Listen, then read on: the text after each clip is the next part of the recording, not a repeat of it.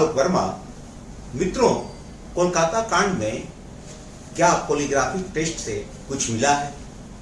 अगर polygraphic test से कुछ नहीं मिला है तो और क्या मिलेगा और कौन सा टेस्ट होगा? ये क्वेश्चन आपके दिमाग में भी आ रहा होगा। यही नहीं, जिस सबूत की तलाश सीबीआई इतने दिनों से कर रही है, जिसके लिए न जाने कितने जगहों पे छापे मार रही है, वो सबूत आखिर कौन से हैं? क्या फॉरेंसिक सबूत मिलेंगे? फॉरेंसिक यानी वैज्ञानिक सबूत क्या होते हैं केस में? इन सब सवालों का जवाब आज आपको मिलेगा, क्योंकि मेरे साथ मौजूद हैं देश के कई सरकारी संस्थानों फॉरेंसिक लैब में कई अच्छे फॉरेंसिक लैब के रिपोर्ट तैयार करने वाले और फॉरेंसिक लैब के आला अधिकारी रह चुके डॉक्टर सुधीर शुक्ला, और उनसे जानेंगे केवल कोलकाता कांड में ही नहीं बल्कि ऐसे किसी भी केस में फॉरेंसिक का महत्व क्या होता है। सर नमस्कार, आपका स्वागत है। सर नमस्कार।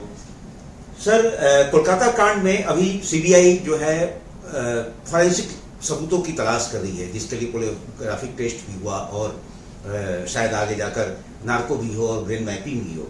तो आपको क्या लगता है, क्या इन फॉरेंसिक जो इंट्रोगेटिव जो टेस्ट आप लोग बोलते हैं, उससे सीबीआई को कोलकाता कांड में कुछ मिलेगा?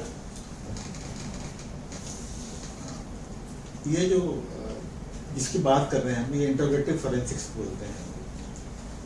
पॉलीग्राफ जिसको लाइट डिटेक्शन बोलते हैं, नार्को एनालिसिस सेकंड है, और तीसरा है ब्रेन फिंगरप्रिंटिंग, जिसको हम बोलते हैं ब्रेन ऑसिलेशन सिग्नेचर प्रोफाइलिंग। दरअसल में ये तीनों टेक्निक्स हैं। ये अगर हम किसी आदमी पर, ये जो भी सब्जेक्ट है, जिस पे भी सस्पेक्ट है, उसका हम पॉलीग्राफ करते हैं तो उसकी जो फिजिकल पैरामीटर्स हैं, हार्ट बीट है, पल्स रेट है, पर्सपिरेशन है, इसको चेक करते हैं और एक क्वेश्चन बनाया जाता है। तो उस क्वेश्चन में कुछ नॉर्मल क्वेश्चंस होते हैं, कुछ केस से संबंधित क्वेश्चन होते हैं, और वो सभी उससे पूछे जाते हैं बारी बारी से। अगर वो क्वेश्चन नॉर्मल है, प्रश्न नॉर्मल है, तो जो भी अक्यूज्ड है, जो भी सब्जेक्ट है जिसका भी हमने क्वेश्चनिंग कर रहे हैं, उसका बहुत सिंपल सा आंसर होगा, और वो उसकी हार्ट बीट में या उसके फिजिकल पैरामीटर्स में या मेंटल पैरामीटर्स में कोई ज़्यादा परिवर्तन नहीं आएगा। तो एक स्ट्रेट लाइन सी दिखाई देगी वेव फॉर्म में। लेकिन जैसे ही केस से संबंधित क्वेश्चन पूछा जाएगा तो उसका बॉडी रिएक्ट करेगी। हार्ट बीट बढ़ सकती है, रेस्पिरेशन बढ़ सकता है, पल्स रेट बढ़ सकता है। तो वो उससे हमें ये पता लग जाता है कि ये कुछ छिपा रहा है। ये नहीं कह रहा कि ये झूठ बोल रहा है, नहीं बोल रहा, ये बात नहीं है, या कुछ छिपा रहा है। और उस क्वेश्चन को हम अलग कर लेते हैं। इस तरह जितने भी क्वेश्चन पूछे जाएंगे जिनमें यह लगेगा कि यहाँ कुछ छिपा रहा है या इसको पता है, डिसेप्शन है, तो फिर पुलिस बाद में उसको इन्वेस्टिगेट करती है, क्योंकि कोर्ट में तो फिजिकल एविडेंस जब तक नहीं मिलेगी तब तक आगे मामला चलेगा नहीं। तो जो भी इंफॉर्मेशन अक्यूज से मिलती है या सब्जेक्ट से मिलती है, पुलिस को फिर वो एविडेंस ढूंढनी पड़ती है, और जब तक फिजिकल एविडेंस मिल जाएगी तभी हम आगे जाके उसको आगे प्रूव कर पाएंगे कि ये केस में ये इन्वॉल्व में है, तो आगे के केस जा रहा है। ये फर्स्ट स्टेज में हम जो है पॉलीग्राफ करते हैं, जिसको लाइट डिटेक्शन बोल रहे हैं। सेकंड स्टेज है नार्को एनालिसिस की। नार्को एनालिसिस में सब्जेक्ट को सोडियम पेंटोथल इंजेक्शन होता है, वो दिया जाता है, डॉक्टर की देखरेख में होता है, और धीमे धीमे वो मॉनिटर करते हैं फिजिकल कंडीशन कैसी हो रही है। जब वो एक ट्रांस स्टेट में आ जाता है आदमी, ट्रांस स्टेट में आने से क्या होता है कि उसके इनिबिशंस खत्म हो जाते हैं, जो डर नहीं रहता उसको, वो सुन सकता है, जवाब दे सकता है, लेकिन उसको ये नहीं समझ में आता कि अगर मैं ये वो बोल रहा हूँ उसमें मेरे खिलाफ कुछ कार्रवाई हो सकती है, इसका डर नहीं होता।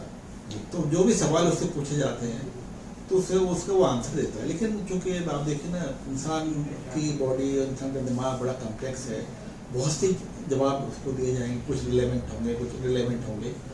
जो रिलेवेंट क्वेश्चन को हम अलग कर लेते हैं, और फिर उसका फर्दर इन्वेस्टिगेशन की जाती है कि वाकई में एविडेंस मिल रही है कि नहीं मिल रही पुलिस को इन्वेस्टिगेशन में। तीसरी स्टेज में क्या करता है, ब्रेन फिंगरप्रिंटिंग जिसको बोलते हैं। ईईजी एक मशीन होती है जो डॉक्टर्स यूज करते हैं, तो इंसेफेलोग्राम, उसमें एक सॉफ्टवेयर अटैच्ड है, उसको बेंगलोर बेस्ड कंपनी उसने डेवलप किया है। तो वो उसमें हम ब्रेन के सिग्नल्स को कैच करते हैं और स्कल के ऊपर बाई 32 इलेक्ट्रोड्स की एक कैप लगाई जाती है और जो भी सिग्नल निकलते हैं उसमें हमको ब्रेक कैच कर लेते हैं इसमें। तो उसमें भी एक कंप्यूटर स्क्रीन के सामने एक्यूज को बैठा देते हैं और एक प्रोब उसको दिखाई जाती है। पहले एक नॉर्मल सा कोई दिखाएंगे, ताजमहल दिखा दिया है, कोई किसी गार्डन का चित्र दिखा दिया या पार्लियामेंट का दिखा दिया, इसमें कोई रिएक्शन नहीं होगा, नॉर्मल सी चीज होगी। वो रिकॉर्ड होती जाएगी क्या उसका रिएक्शन है। अचानक से फिर जिस केस में संबंधित सवाल पूछ रहे हैं वो पिक्चर दिखाई जाएगी। तो नेचुरली उसका जो बॉडी रिएक्ट करेगी, माइंड रिएक्ट करेगा, तो वो सिग्नल जो निकलेगा वो माइंड वो हम कैप्चर कर लेंगे। तो वहाँ भी रिसर्च से पता लग जाएगा कि ये आदमी कुछ छिपा रहा है और फिर उसके बेसिस फिर फर्दर पुलिस को इन्वेस्टिगेट करके और एविडेंस कलेक्ट करनी पड़ेगी और पुलिस को ये अपना जो एरिया है वो नैरो डाउन हो जाता है कि बहुत बड़े एरिया में इन्वेस्टिगेट नहीं करना पड़ता। जो इन्फॉर्मेशन निकलती है एक्यूज से या कल्प्रिट से या सब्जेक्ट से, उसके बेस पे इन्वेस्टिगेशन आगे बढ़ती है। फिर अगली कड़ी में डॉक्टर शुक्ला से जानेंगे और भी बहुत सारे जॉब